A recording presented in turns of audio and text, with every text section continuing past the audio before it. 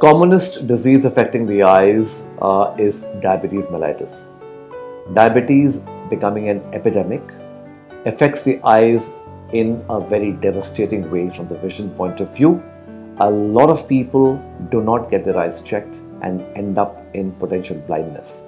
This, unfortunately, is preventable, so it is imperative that we control the diabetes and keep the eyes being checked regularly. The second important disease is high blood pressure.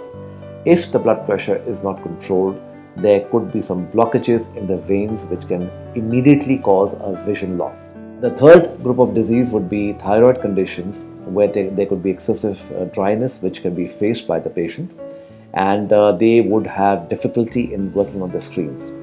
The fourth disease are group of connective tissue disorders, mainly rheumatoid arthritis and allied diseases, which can cause significant amount of inflammatory and vascular changes in the retina and in the uvea. Uveitis is a common condition which happens in these states.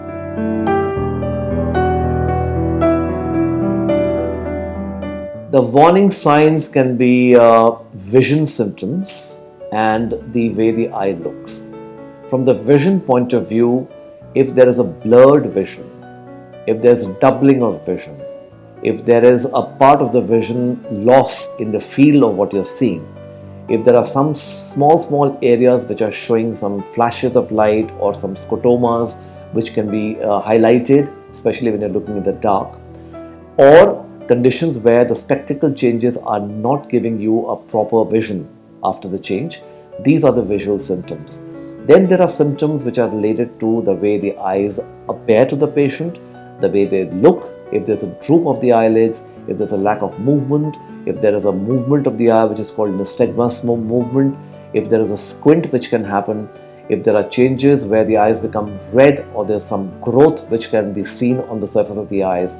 Then we have conditions when the patient complains of excessive amount of pain and discomfort. So these are the commonest symptoms where one needs to run to an eye doctor.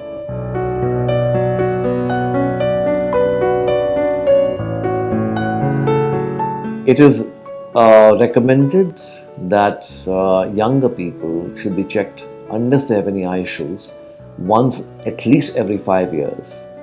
And what is recommended beyond the age of 40, either every year if possible, or if not, at least every 2 years they should be seen. And in the people above 50 years of age, a yearly checkup is recommended. Most of the eye diseases which are seen, they do not cause symptoms and the patients are not able to figure out that there's a problem. So it is detected by a complete thorough examination. So a regular eye examination at these age groups is recommended.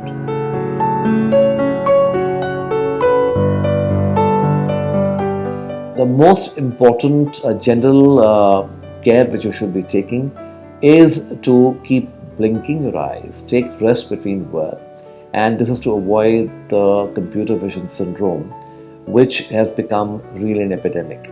Second thing which we recommend is for people not to splash water into their eyes, which has become a problem because the water we use is not clean, we don't drink it, we should not be splashing our eyes with water.